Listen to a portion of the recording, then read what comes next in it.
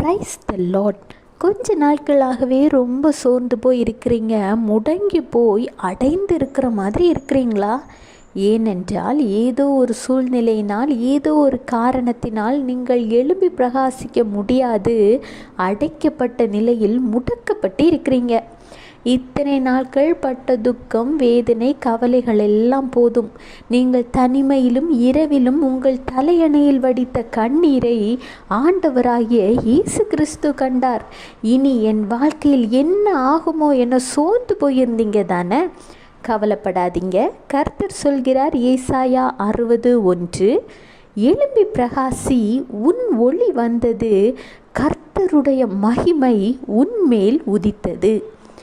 ஆண்டவராகிய இயேசு கிறிஸ்துவின் மகிமை உங்கள் மேல் உதித்ததின் நிமித்தம் இன்றிலிருந்து நீங்கள் பிரகாசிக்க போகிறீங்க. உங்கள் வாழ்க்கை பிரகாசிக்க போகிறது. நீங்கள் செய்வதெல்லாமே ஆண்டவரின் பெரிதான கிருபையினால் ஆசீர்வதிக்கப்படும். உங்களிடம் வெளிச்சம் வந்துள்ளது. வெளிச்சம் இருக்கிற இடத்தில் இருளுக்கும் அழுகைக்கும் துக்கத்திற்கும் கண்ணீருக்கும் இனி இடமில்லை.